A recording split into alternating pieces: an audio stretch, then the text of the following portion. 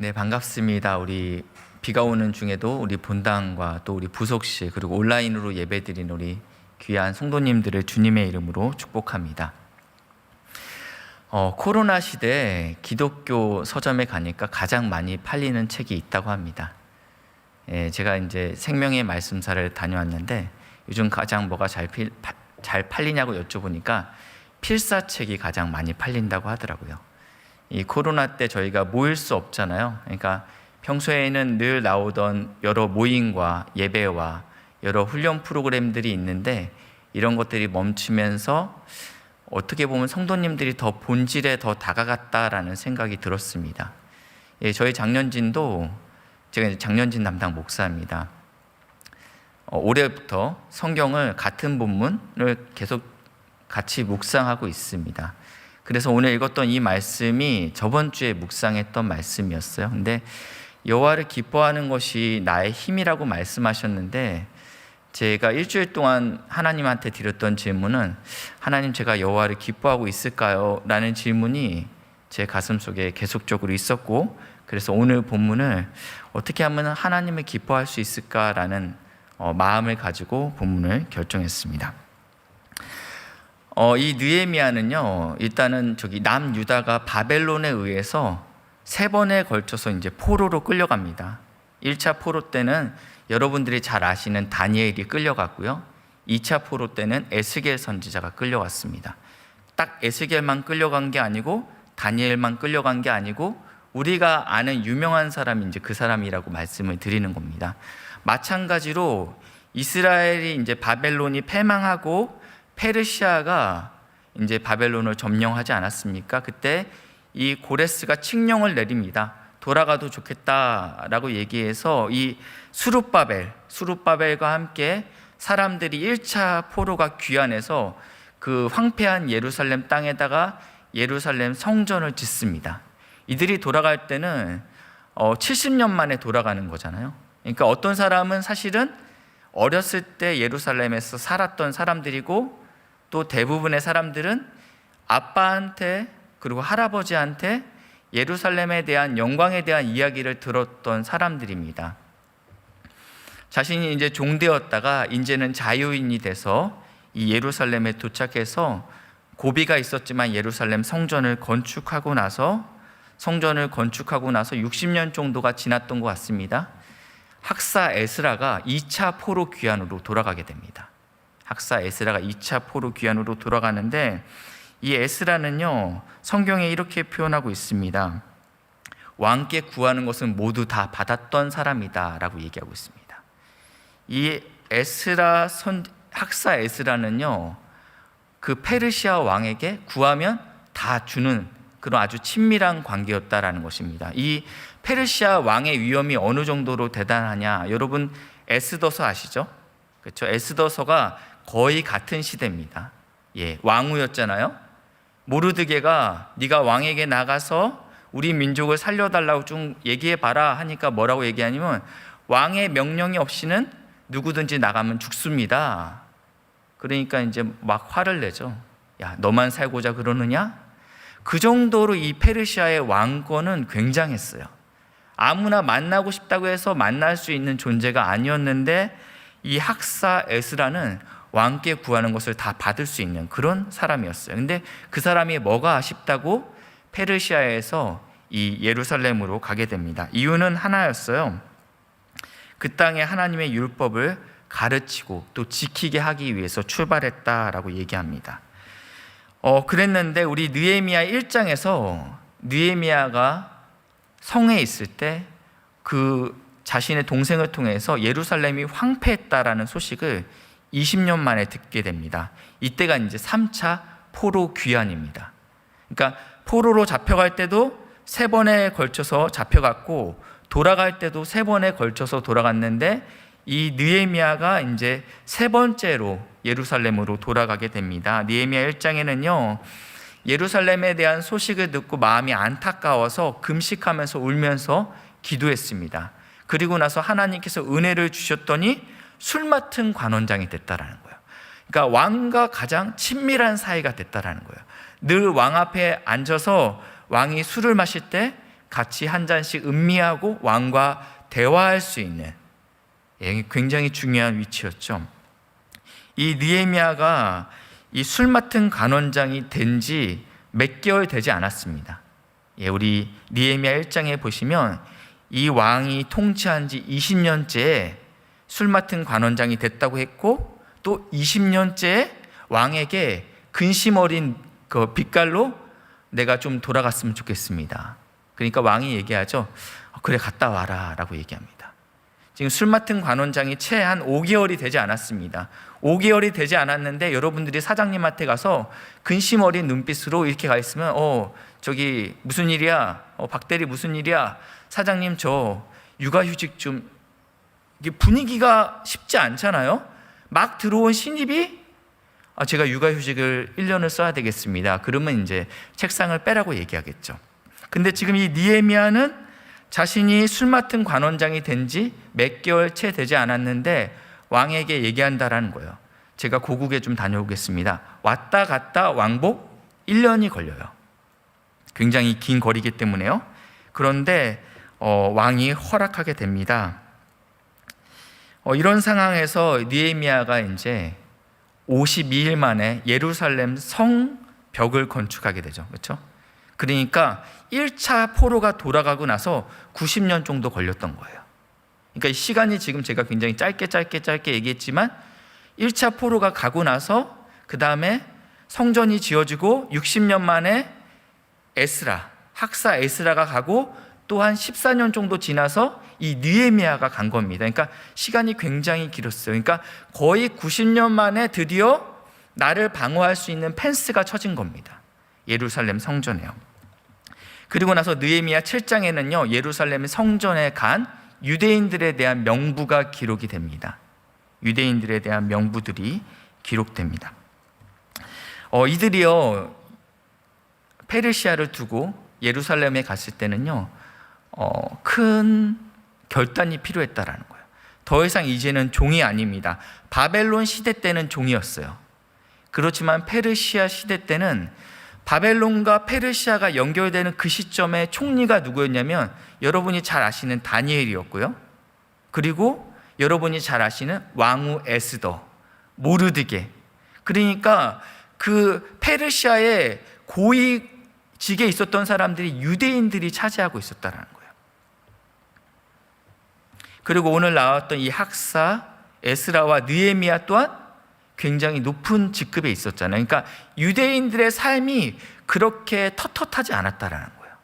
나름대로 그 땅에서 살만했는데 하나님의 비전을 따라서, 하나님의 뜻을 따라서 지금 예루살렘에 왔던 그 사람들의 명부가 느헤미야 7장에 기록되어 있다라는 것입니다. 오늘은 저희가 8장을 읽었는데요, 8장 1절을 보시면요, 8장 1절에 이렇게 표현되고 있습니다. 이스라엘 자손이 자기들의 성읍에 거주하였더니 7째 달에 이르러 모든 백성이 일제히 수문학 광장에 모여 학사 에스라에게 여호와께서 이스라엘에게 명령하신 모세의 율법책을 가져오기를 청했다라고 얘기하고 있습니다. 유대력으로 7월 달은요, 굉장히 많은 행사가 있습니다. 저희가 이제 5월 달에는 어린이날이 있고 또 바로 이어서 어버이날, 스승의 날 있어서 굉장히 좀 쉽지 않은 달이잖아요. 그렇죠? 이거 좀 띄엄띄엄 났으면 좋겠는데 이게 한 달에 다 몰아갖고 우리를 이제 굉장히 어렵게 하는데, 이 7월 달에는요, 유대력으로 7월 달에는요, 굉장히 많은 명절이 있습니다. 나팔절이 있습니다. 7월 초하루에 나팔절, 그리고요, 대속제일 7월 10일에 있고 7월 15일부터 초막절이 8일간 진행됩니다. 그러니까 한 달 동안 거의 한 10일은 빨간색이에요. 굉장히 기쁜 날이죠. 이 초막절날, 오늘은 나팔절입니다. 그래서 8장 1절에 나팔절에 사람들이 모였대요. 어디에? 예루살렘에 모여서 학사 에스라에게 얘기합니다. 모세의 율법책을 가져오기를 청합니다. 그래서 이 율법책을 보시면요, 2절입니다. 7째 날 달 초하루에 제사장 에스라가 율법책을 가지고 회중 앞 곧 남자와 여자와 알아들을 만한 모든 사람 앞에 이르러, 여기는 어린아이들까지 다 포함되어 있습니다. 듣고 이해할 수 있는 사람이면 다 해당됩니다. 수문학 광장에서 새벽부터 정오까지 남자나 여자나 반복하고 있죠. 알아들을 만한 모든 사람들 앞에서 읽음에 뭇백성이 그 율법책의 말에 귀를 기울였다라고 얘기하고 있습니다. 예, 새벽부터 정오까지 거의 한 12시간을 하나님의 말씀을 계속적으로 읽었다라고 이야기하고 있습니다. 이 율법책을 읽고 또 해석해 주니까 9절에 백성들이 율법의 말씀을 듣고 다 우는지라 라고 얘기하고 있습니다.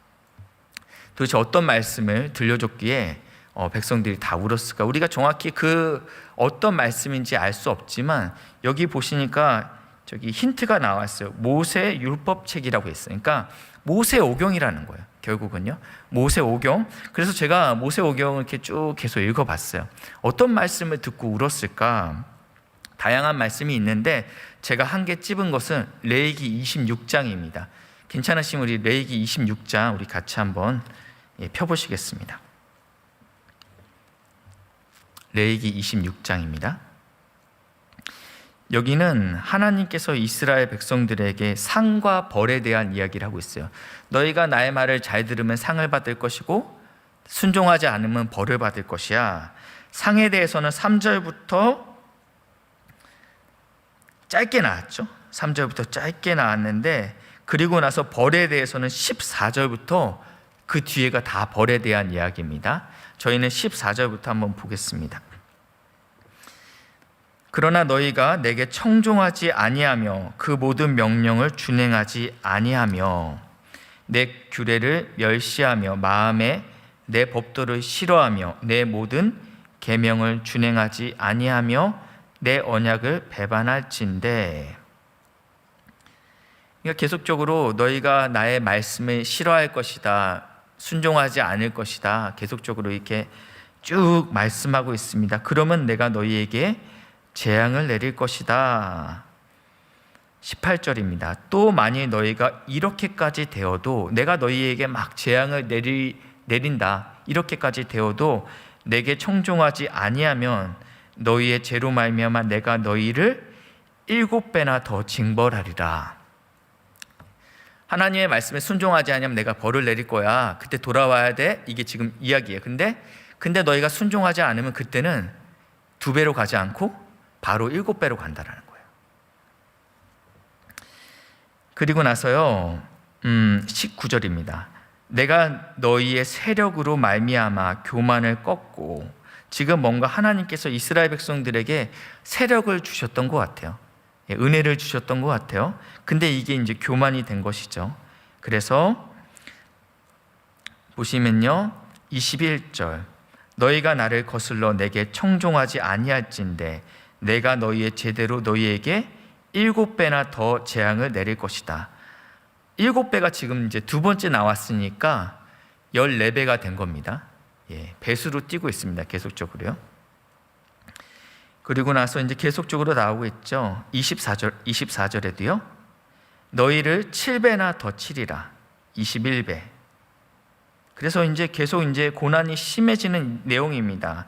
26절에 내가 너희가 의뢰하는 양식을 끊을 때 여인이 한 허덕에서 너희 떡을 구워 저울에 달아 주리니 너희가 먹어도 배부르지 아니하리라. 경제적인 어려움이 찾아온 것이죠. 여자가 지금 한 가스레인지 앞에서 먹을 것을 지금 바라보고 있는 모습들을 그리고 있는데 먹어도 배부르지 않을 것이다 라고 얘기하고 있습니다. 24절입니다. 너희가 이같이 될지라도 내게 청종하지 아니하고 내게 대항할진대. 28절 7배나 더 징벌하리라. 갈수록 하나님께서 더 심하게 말씀하고 있습니다. 내가 33절입니다. 내가 너희를 여러 민족 중에 흩을 것이다. 34절 너희가 원수의 땅에 살 동안 너희의 본토가 황무할 것이고 땅이 안식을 누릴 것이다 라고 얘기하면서 하나님께서 너희가 어떻게 왜 흩어지게 되는지에 대해서 계속적으로 이미 경고하셨다라는 거예요. 근데요, 제가 딱 한 장만 읽었는데요, 구약에 있는 많은 내용들이 여기에 대해서 계속적으로 경고하고 있어요. 신명기 31장부터 계속 경고하고 있고, 신명기 28장부터 31장까지가 다 이런 내용이에요. 하나님께서 너희를 아브라함 때 부르셨는데 너희가 순종하지 않았고, 내가 너에게 반석의 물을 마셨는데 너희가 나를 어떻게 배반했고 황금 송아지를 세웠고, 그런 얘기들이 이 모세 오경 안에 계속적으로 흐르고 있다라는 거예요. 근데 지금 이 얘기를 듣고 있으니까 우리 민족의 이야기가 해석이 되는 거예요. 내가 왜 바벨론의 포로로 끌려가게 됐는지, 내가 왜 하나님을 섬기지 않음으로 인해서 내 삶 가운데 이런 어려움이 찾아왔는지 해석이 됐기 때문에 이스라엘 백성들이 다 울고 있다라는 것입니다. 하나님의 말씀에 힘이 있기 때문에 우리의 마음 가운데 우리의 연약함을 드러내고 나의 죄를 깨닫게 하는 줄 믿으시길 바랍니다. 한 2년 전이었습니다. 2년 전에 어떻게 이렇게 아름아름 한 교회, 제가 어린이 이제 여름 성경학교 집회를 하러 가기로 됐습니다. 가니까 한 40명 앉아 있더라고요. 한 40명 앉아 있는데 학년도 똑같은 게 아니고 7살부터 초등학교 6학년까지, 심지어 중학생 애들도 한 2-3명 앉아 있었습니다. 개척교회였는데 어린이 집회를 좀 하고 싶다고 해서, 그래서 처음엔 이제 거절했죠. 제가 어린이 사역자가 아니고 저는 장년진인데, 그래서 이제 가게 됐습니다. 저를 어떻게 부르시게 됐어요? 여쭤보니까 이 개척교회에는 교육자가 없어요. 주일학교 아이들만 있는 거죠. 그래서 부장 집사님이 하루에 주일날 1시간씩 그냥 성경 말씀을 그냥 쭉 처음부터 읽으신 거예요. 성경 말씀을 처음부터 쭉 읽었습니다. 그렇게 시간이 꽤 흘렀죠. 오늘날 말씀을 읽고 있는데 뭐 아이들 막 떠들고 그러잖아요. 어떤 아이들이 성경을 읽고 있는데 집중할 수 있겠습니까? 그런데 하나에 갑자기 죄를 회개하면서 구르더니 이 40명이 같이 울면서 통곡을 하는 거예요. 거기에 있던 선생님 10명이 소름이 돋는 거예요. 소름이 돌아서 자발적으로 부서 예산이란 게 있겠습니까? 헌금을 걷어서 강사를 섭외해야 되겠다. 부장님이 저 정도로 했으면 목사님이 오시면 뒤집어질 것이다. 그래서 초청한 게 저예요. 아주 그 얘기를 들으니까 막 가슴에 불이 붙더라고요. 불이 붙고 갔는데 어떤 역사가 일어났냐? 아무 역사가 일어나지 않았어요. 아무 역사가 일어나지 않았어요. 제가 드리고 싶은 얘기는 어떤 얘기냐면요, 말씀 자체에 능력이 있고 힘이 있다라는 것입니다. 내 어떠한 언변이나 아니면 다른 무엇이 우리를 변화시킬 능력이 없고 힘이 없다라는 것입니다. 지금 이스라엘 백성이 새벽부터 정오까지 하나님의 말씀을 들음으로 인해서 회개의 역사가 일어나는데, 오늘 한국교회와 그리고 내 안에, 그리고 사랑하는 우리 귀한 동역자들 안에도 이러한 은혜가 있기를 주님의 이름으로 축복합니다. 이스라엘 백성들이 막 울면서 이러니까 이제 느헤미야와 막 이렇게 당황했죠. 얘네들이 왜 이러지? 에스라가 당황했죠. 그래서 이제 이야기합니다. 오늘은 여호와의 성일이니 여호와로 인하여 기뻐하는 것이 너희의 힘이다 라고 얘기합니다. 슬퍼하지 마. 여호와로 기뻐하는 것이 너희의 힘이다. 제가 이 본문을 묵상하면서 제가 하나님 기뻐하고 있을까요? 라는 질문 첫 번째 들었고, 하나님 정말 제가 능력 있게 왜냐하면 힘이라고 했으니까 내가 기뻐만 하면 되는 거잖아요. 그렇죠? 이 말씀이 사실이라면 내가 기뻐만 하면 내가 여호와의 힘으로 살 수 있겠구나 라는 생각이 들어서 하나님한테 이 질문을, 그리고 이 설교를 준비하는 일주일 내내 이 질문을 계속 던졌어요. 하나님, 제가 당신을 기뻐하고 있습니까? 내가 당신을 정말 기뻐하는 걸 제가 어떻게 알 수 있죠? 이 질문이 사실은 저한테 굉장히 중요한 질문이었습니다. 항상 그냥 기뻐하면 될까요? 의지를 들여서 내가 기쁘지 않은데 그냥 기뻐하는 거. 왜냐하면 하나님께서 명령하셨으니까 이렇게 의지를 들여서 기쁘지 않은데 기뻐하는 것은 병입니다.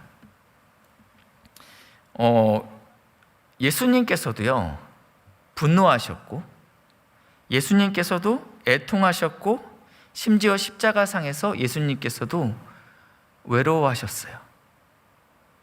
그러니까 우리가 어떠한 상황이건 그냥 마냥 기뻐할 수 있는 건 아닌 것 같아요. 그럼 우리가 어떻게 기뻐할 것인가? 여호와 앞에서 기뻐할 수 있을 것인가? 우리가 많이들 아시는 우리 소요리 문답 아시겠죠? 소요리 문답 자막을 준비했는데요. 소요리 문답의 첫 번째 질문입니다. 첫 번째 질문이죠. 그래서 우리가 두 번째는 몰라도 다 1번은 알아요. 그렇죠? 질문이 이것입니다. 사람의 제일 되는 목적은 무엇입니까?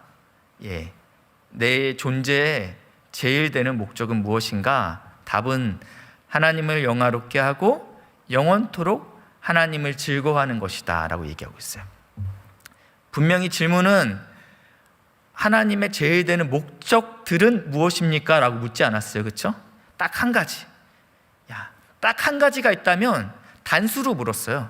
목적이 무엇이지? 라고 했는데 지금 답은 왠지 두 가지 같이 보여요. 그렇죠? 하나님을 영화롭게 하고 그리고 영원토록 하나님을 즐거워하는 것입니다. 아니에요. 두 가지 같이 보이지만 한 가지입니다.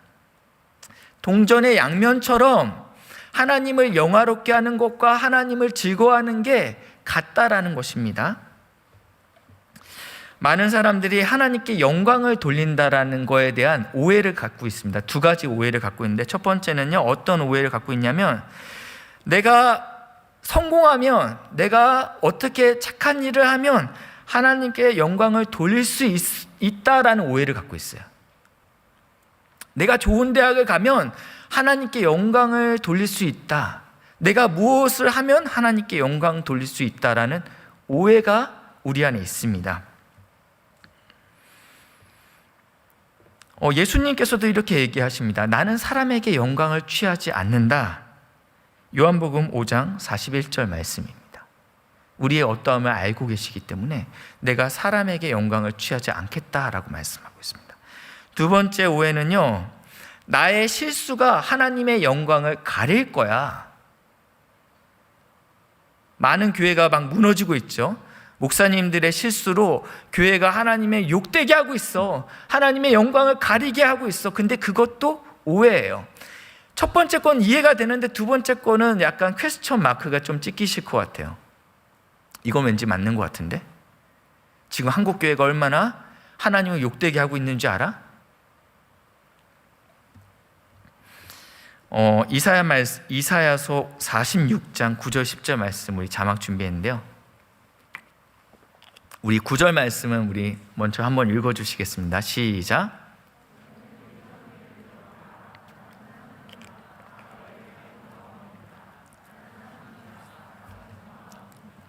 네. 반복은 중요합니다. 그렇죠? 여기서 뭐가 반복되죠? 나는 하나님이다. 뭔가 중요한 얘기를 하고 싶은 거예요. 뭔가 내가 얘기하는 거 지금 내 이름 걸고 뭔가 하고 싶다라는 거예요. 그렇죠? 10절 말씀이요. 같이 읽겠습니다. 시작. 내가 시초부터 종말을 알리며 아직 이루지 아니한 일을 옛적부터 보이고 이르기를 나의 뜻이 설 것이니 내가 나의 모든 기뻐하는 것을 이루리라 하였노라. 하나님은 하나님 스스로 자신의 영광을 챙기십니다. 인간의 실수가, 인간의 어떠한 열심이 하나님을 더 높여드리고 하나님을 더 낮춰드리지 않는다라는 거예요.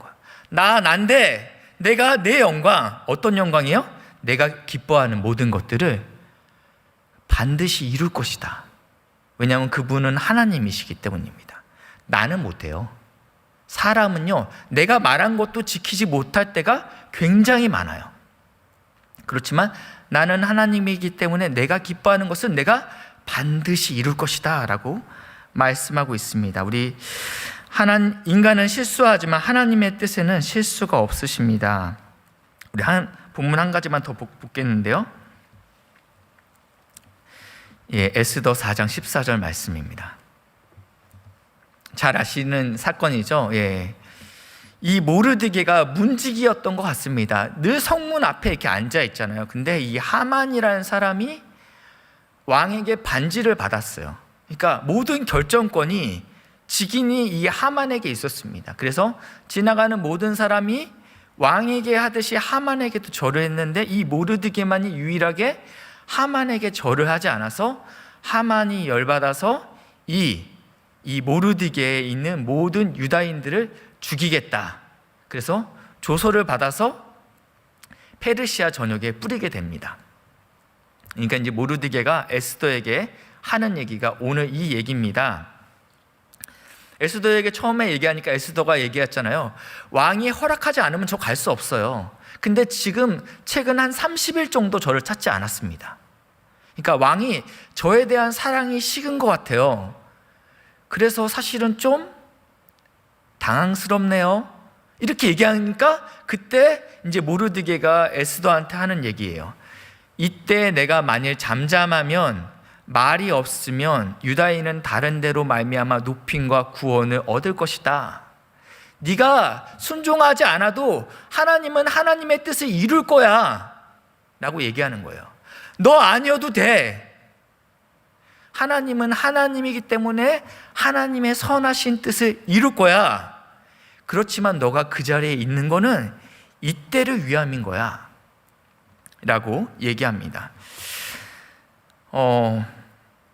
이렇게 얘기하면 그러면 나는 뭘 해야 되는 거야? 왜냐하면 내가 하지 않아도 하나님의 뜻은 이루어질 것이기 때문에 그럼 나는 왜 있는 거지? 제가 어렸을 때 아들이랑 이렇게 캠핑장에 이렇게 가서 텐트를 치는 일을 했어요. 텐트를 치는데 애들은 그렇잖아요. 애들은 그래요. 막 바람이 불고 있는데 막 이렇게 고정하기 위해서 이제 막 못으로 받고 있는데 아들이 그래요. 내가 치고 싶다고 얘기하는 거예요. 이제 막 캠핑장에 도착했으면 처음부터 텐트 치고 세팅하고 막 밥을 먹고 싶은데 저는 막 라면을 끓여 먹고 싶은데 짜증나게 아들이 아빠 이거 내가 못을 받고 싶어요 얘기하는 거예요. 아들이 박으면 어떻게 될까요?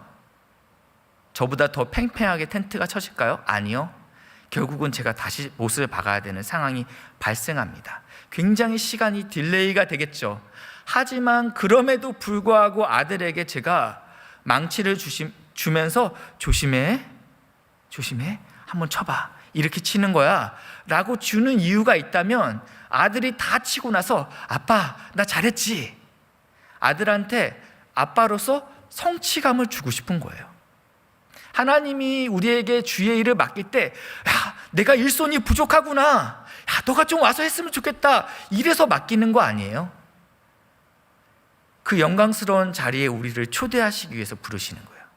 더딜지라도 좀 부족해 보일지라도 답답해, 내가 하면 더 낫지. 근데 하나님의 일은 그렇게 안 하시더라고요.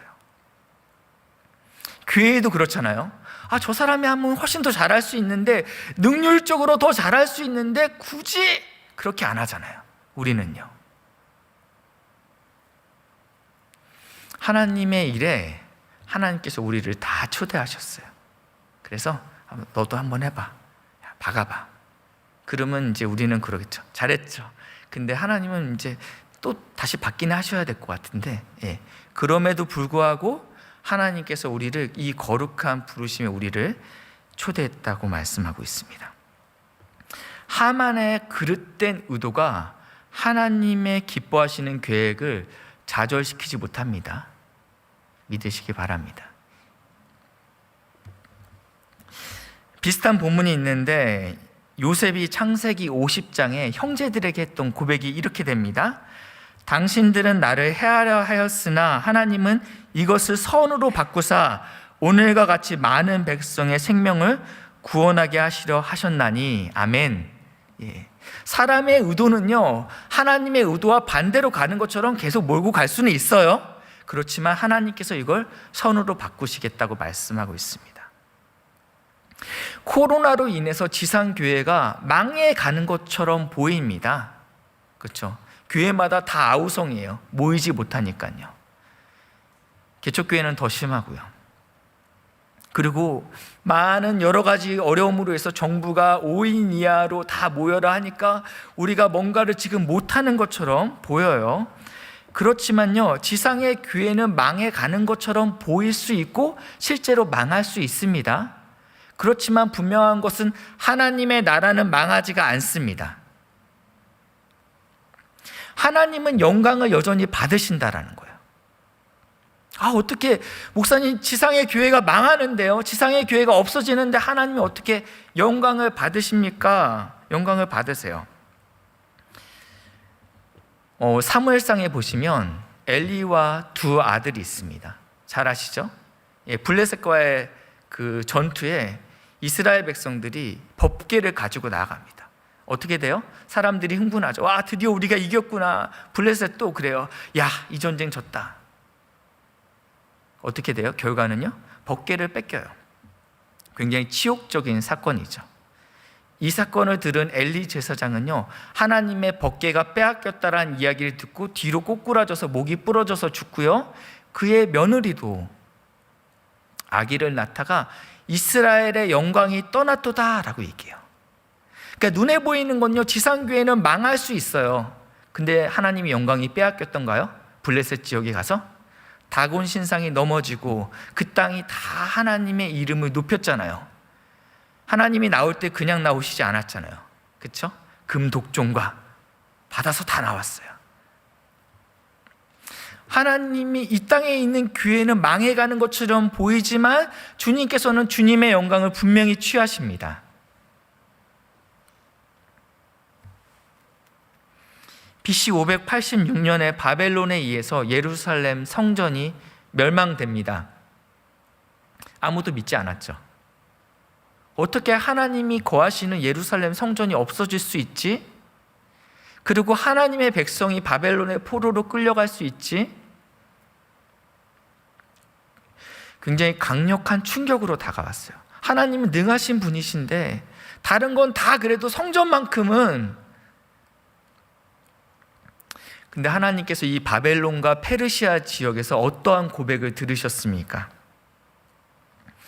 다니엘서 2장 47절 말씀인데요, 느부갓네살 왕이 이렇게 꿈을 꿨어요. 근데 이 꿈을 얘기를 안 해주네요.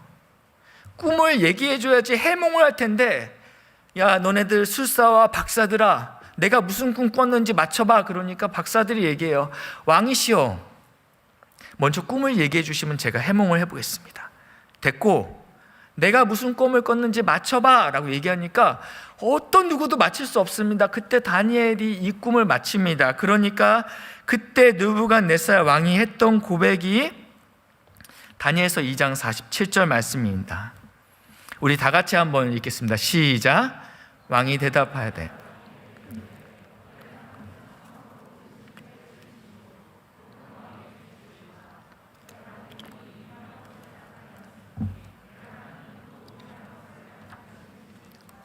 아멘.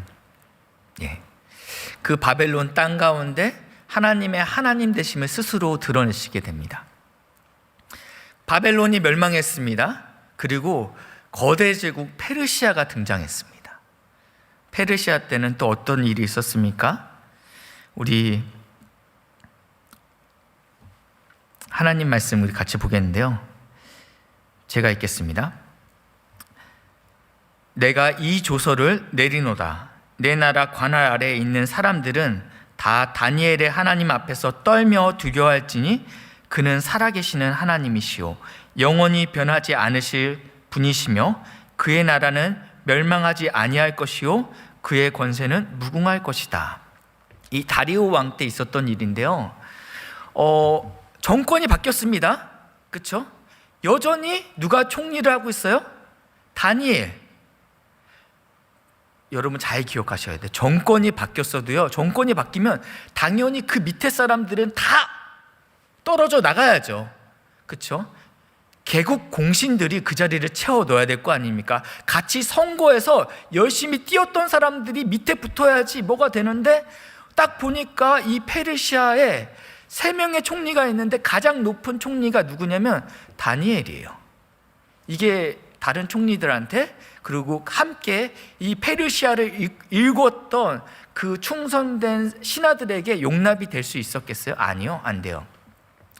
다니엘을 어떻게 넘어뜨리려고 하는데 넘어뜨릴 방법이 없네요. 보니까 제가 하루에 3번씩 예루살렘 성전을 향해서 기도하니까 좋은 생각이 났다. 왕이시여, 다리오 왕이시여, 당신만이 유일한 신이시죠. 그렇지, 당신만이 유일하게 우리의 기도를 받으실 분인데 우리 한번 조서를 내리시죠. 그래서 당신 외에 다른 신에게 기도하는 사람은 사자굴에 넣겠다고 한번 조서를 내려주십시오. 그러니까 다리오 왕이 그래, 아주 쉽게 생각했던 거죠.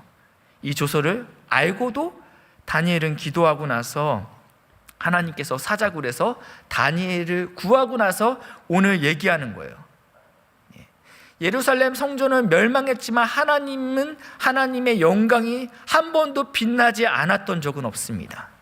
안타깝게 한국 교회는 어려운 길을 가고 있지만 하나님은 하나님의 영광을 절대 포기하지 않으시는 분이십니다. 이 땅에 있는 지상의 교회가 약해지는 것처럼 보이지만 하나님의 영광은 충만하십니다. 그분은 여전히 강하신 분이십니다. 이렇게 하나님께서 스스로 북치고 장구치시는데, 그렇죠? 스스로 영광을 취하시고 나의 어떠한 노력과 나의 그 약간 약함들이 하나님의 영광을 훼손하지 않는데 나는 어떻게 하나님께 영광을 돌려야죠? 이제 이 질문을 이제 하실 때가 됐는데요. 존 파이퍼 목사님이 이 소요리 문답을 이렇게 정의하셨더라고. 자막 준비하셨으면 같은 문장인데 이제는 좀 and라고 하지 않고 이걸 by라고 했더라고요. 그렇죠? 같이 한번 읽어보겠습니다. 시작. 하나님을 영원토록 즐거워함으로써 그분을 영화롭게 하는 것입니다 라고 얘기하고 있어요. 동전의 양면 같다고 했는데 내가 하나님을 즐거워함으로써 그분이 영광 받으신다라는 거예요.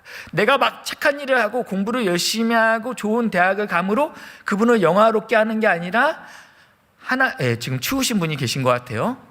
하나님을 즐거워함으로써 하나님이 영화로워진다라는 거예요. 시편 50편에 이런 말씀이 있습니다. 감사로 제사를 드리는 자가 나를 영화롭게 한다. 하나님을 기뻐함으로, 하나님을 찬양함으로, 하나님을 감사함으로 하나님을 영광 돌릴 수 있다라고 얘기하는 거예요. 근데 우리가 이런 하나님을 즐거워하는 방해하는 거였어요. 우리가 하나님을 즐거워하고 하나님을 기뻐하는데 왜 기뻐하지 못하고 즐거워하지 못하는 이유가 있어요. 뭔가 우리를 방해하고 있는데 그 방해의 첫 번째는 로마서 1장 21절부터 23절 말씀인데요. 우리 21절 말씀 제가 읽고 22절 말씀이 짧네요. 23절 말씀을 우리 한번 읽어주시면 되겠습니다. 하나님을 알되, 이제 하나님을 아는 분이에요. 예수 그리스도를 믿는 우리 성도를 얘기하고 있어요. 하나님을 영화롭게도 아니하고 기뻐하지도 아니하고, 그렇죠? 내가 하나님을 아는데, 내가 성도인데 하나님을 영화롭게 아니하고 감사하지도 않는데요. 그리고 그의 생각이 허망해져서 미련한 곳에 마음을 두는 사람이 있다. 근데 그 사람이 스스로 나 괜찮아, 이 정도면 나 하나님을 잘 믿어, 이렇게 지혜 있다 하나 어리석은 자다라고 얘기하고 있습니다. 우리 23절 말씀 읽어주겠습니다. 시작.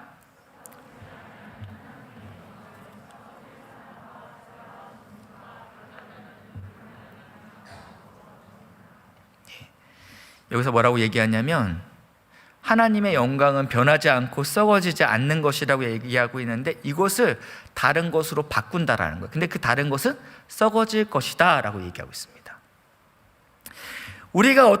왜 우리가 하나님을 즐거워하는 것을 상실하게 됐냐면요, 하나님만이 즐거워야 되는데 다른 게 더 즐거운 거예요.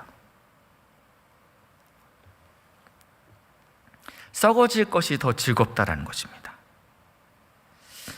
진짜 기쁨이 있는데 다른 대체제를 자꾸 찾는 겁니다. 썩어질 것, 음식, 우정, 투자, 휴가, 취미, 독서, 쇼핑, 성, 스포츠, 넷플릭스, 비트코인, 주식, 부동산, 여기서 기쁨을 찾으니까 하나님을 기뻐하지 못하는 거예요. 썩어지지 않는 정말 기쁜 게 있는데, 물이 있는데 자꾸 이온 음료를 찾는 거예요. 그러니까 물이 마시고 싶지 않죠. 9번역 성경 준비했는데 시편 4장 7절 말씀입니다. 9번역 성경. 박구 번역의 성경이라는 거예요. 그렇죠? 주께서 내 마음에 두신 기쁨은 그들의 주식과 비트코인이 떡상할 때보다 더하니이다. 아멘. 여러분 정말 더 기쁘십니까? 아침마다 이렇게 얼마나 올랐나 보시죠. 저는 제가 캐나다에서 이민할 때 아침마다 하는 일이 뭐였냐면 환율 보는 거예요. 환율. 얼마나 올랐나. 한국에서 돈 보내줘야 되는데. 이민하시는 분들, 특별히 우리 기러기 어머님들께서 한국에서 남편들이 수고해서 애써서 자식들 교육시키기 위해서 보는 게 환율 보잖아요.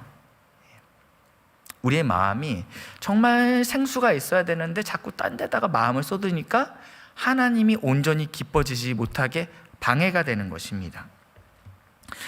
하나님은 내가 사망의 음침한 골짜기로 다닐지라도 종국에는 주님의 집에 영원히 살 것이라는 신뢰의 대상이 맞습니다. 신뢰의 대상이 돼야죠. 그렇죠? 하나님, 내가 이렇게 인생이 어려워도 하나님께서 나를 푸른 초장으로 인도하실 거야. 하나님께서 나를 구원하시고 나를 반석 위에 세우실 거야. 신뢰의 대상은 맞아요. 근데요, 사슴이 시냇물을 찾기에 갈급한 같이 내 영혼이 주님을 찾기에 갈급하는 갈망의 대상도 되어야 된다는 거예요. 신뢰의 대상만 돼요. 하나님의 손만 바라보는데, 하나님, 제가 정말 주님 사랑해요, 제가 주님을 갈망합니다, 갈망의 대상은 안 되죠. 하나님은 우리의 신뢰의 대상뿐만 아니라 우리의 갈망의 대상이 돼야 됩니다. 주님 사랑합니다. 주님, 사슴이 시냇물을 찾기에 제가 주님을 간절히 사모해요. 갈망의 대상이 되어야 된다는 것입니다. 하나님을 즐거워하는 것을 방해하는 두 번째가 있는데요, 바로 뭐냐면 하나님을 추구하려는 우리의 욕구가 너무 약하다는 데 있다는 겁니다. 우리의 욕구가, 우리 의지가 너무 약해요. 남자는 어깨라는 얘기가 있습니다. 그래서 제가 요즘 턱걸이를 열심히 하고 있어요. 집에서 턱걸이를 하고 나서 턱걸이를 보기 전신 거울 앞에 서서 이제 티셔츠를 벗고 집에서 혼자 이러고 있어요. 여보, 나 어때요? 괜찮아요? 어깨가 좀 넓어진 것 같지 않아요? 그랬더니 아내가 그래요. 어깨 문제가 아니야 그러더라고요. 그래서 그러면 뭐가 문제지? 그랬더니 다시 태어나야 돼 라는 이야기를 하더라고요. 제가 넓은 어깨를 가지지 못하라는 이유는 한 가지입니다. 충분히 갈망하지 않아서 그래요. 무슨 소리인지 알죠? 턱걸이를 5개 하면 그 다음에 10개를 가고 죽을 힘을 다해서 해야 되는데 5개 하면 이제 좀 됐네, 그리고 내려온다니까요. 우리가 하나님을 즐거워하는 방해의 두 번째는 충분히 갈망하셔야 됩니다. 충분히 갈망하셔야 돼요. 오늘 본문에서도요, 이 예루살렘에 있던 이 사람들이 새벽부터 정오까지 말씀 앞에 머물렀다라고 얘기하고 있습니다. 그러니까 당장 한 15분 정도 내가 오늘 큐티하고 말아야 되겠다라는 게 아니고, 하나님 말씀 앞에, 목사님 인생이 바쁜데요, 어떻게 여기 12시간 머물라는 게 아니잖아요. 충분히 머물러야 된다는 거예요. 바빠요. 목사님이 사회생활을 안 해봐서 그래요. 여러분이 유튜브를 몇 시간 보는지 보시면 아시잖아요. 그렇죠? 내가 프리미엄으로 가입하고 있어요. 그러면 이제 잘 생각해 보셔요. 내가 몇 시간 보고 있는지 다 알 수 있잖아요. 오가면서 보잖아요. 오가면서. 그렇죠? 제가 이제 이 설교를 준비하면서 계속적으로 묵상했던 게, 매일 하나님한테 질문했던 게 이거라고 했죠. 제가 주님을 기뻐하고 있습니까? 라는 게 첫 번째 질문이었고, 주님, 제가 충분히 주님을 기뻐하고 있습니까? 이 질문을 계속 이제 일주일 내내 묵상하고 있었고, 두 번째 또 어떻게 제가 주님을 기뻐하고 있는지 알 수 있을까요? 계속 질문했어요. 근데 제가 얼마 전에 알았어요. 금요일 날 알았어요. 설교 제목을 올려야 되는데, 하나님 제가 주님 기뻐하고 있을까 이러고 있는데, 제가 오늘 그날도 유튜브를 보고 있는데 딱 유튜브를 딱 들어가는 순간 제 모든 영상에 알고리즘으로 추천 동영상으로 운동 영상이 꽉 차는 걸 제가 보면서 이렇게 확 깨달았어요. 내가 뭘 기뻐하는지, 내가 뭘 기뻐하는지. 알고리즘은 알고 있습니다. 여러분이 무엇을 즐겨하고 무엇을 기뻐하는지, 무엇을 열망하고 무엇을 갈망하는지 알고 있다는 것입니다. 사랑하는 우리 믿음의 동역자 여러분, 코로나 시대에 우리가 이 시간 가장 좋은 시간이잖아요. 가장 좋은 시간에 우리가 하나님과 대면하는 복된 믿음의 동역자들 되기 주님의 이름으로 축복합니다. 이 시간에 우리 같이 찬양하시겠습니다. 우리 일어나서 찬양할 건데 율동하셔야 돼요. 제가 이 노래 한 100번은 들은 것 같은데 이번 일주일 내내 제 기도 제목이 하나님 여호와로 인해서 저와 우리 모든 동역자들이 기뻐했으면 좋겠습니다. 계속 기도했는데 하나님 기뻐합니다, 하나님 사랑합니다 라는 고백으로 우리 같이 찬양하시겠습니다.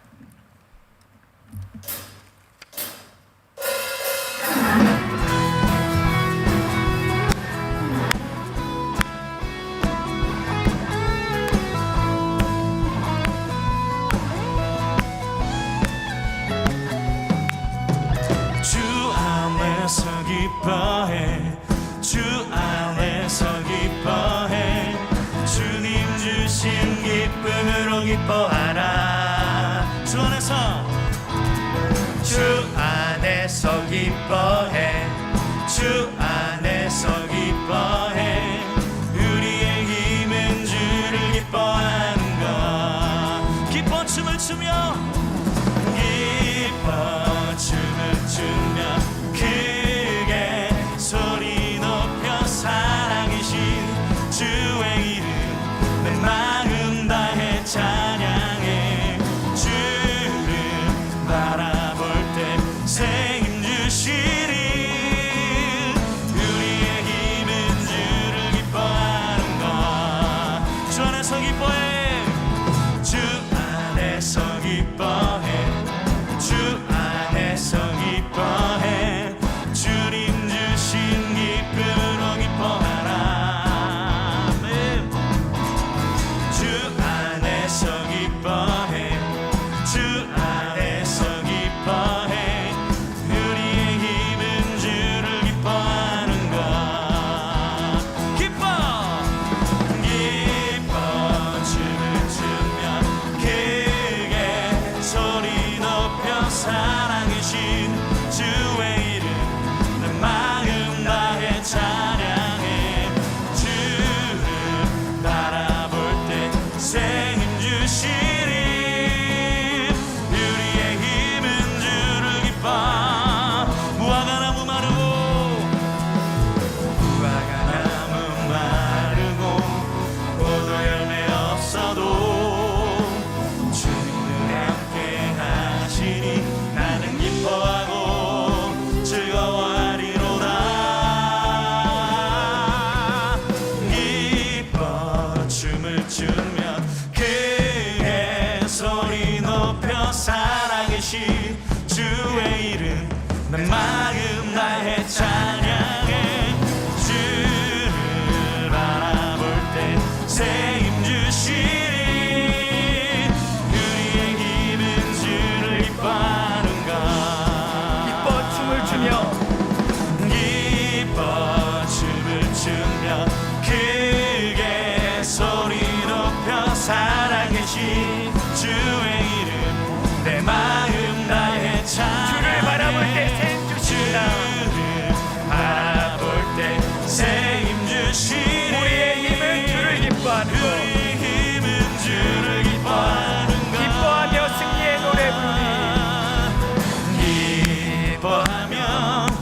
승리의 노래 부르리. 그 백성주가 회복시키시네. 그 사랑으로 억눌렸던 자 모아 칭찬과 명상 얻게 하시네. 전심으로 기뻐하리. 전능의 왕 함께 하시네. 기뻐 외치며 주께 두 손 들리 춤을 추며 함께 찬양해. 모든 원수를 멸하신 주님 전능의 왕 함께 하시네. 전심으로 기뻐하리. 전심으로 기뻐하리. 전능의 왕 함께 하시네. 기뻐 외치며 기뻐 외치며 두 손을 주께 듭니다. 주께 두 손 들리 춤을 추며 함께 찬양해. 함께 찬양해. 모든 원수를 멸하신 주님 전능의 왕 함께 기뻐 외치며 기뻐 외치며 주께 두 손 들리 춤을 추며 함께 찬양해. 모든 원수를 멸하신 주님 전능의 왕 함께 하시네. 전능의 왕 함께 하시네. 전능의 왕 함께 하시네. 우리 하나님께 영광의 박수를 드리겠습니다. 이 시간 우리 잠시 기도했으면 좋겠습니다. 주님, 이 나라와 이 민족 가운데 하나님의 은혜를 부어달라고, 하나님의 영광이 이 한국교회 가운데 지속적으로 계속적으로 머무는 복된 은혜를 부어달라고, 하나님을 기뻐하는 것이 우리의 힘이라 말씀하셨는데, 하나님, 내가 그리고 우리 조국교회가 하나님을 기뻐하는, 하나님을 의지하는 교회가 될 수 있도록 은혜를 부어달라고 우리 잠시 기도하고, 제가 축도하고 마치겠습니다. 기도하시겠습니다. 하나님 감사합니다. 아버지 하나님, 이 시간에 은혜를 보시고 역사해 주시옵소서. 아버지 하나님, 주님을 기뻐하는 교회가 되게 하여 주시옵소서.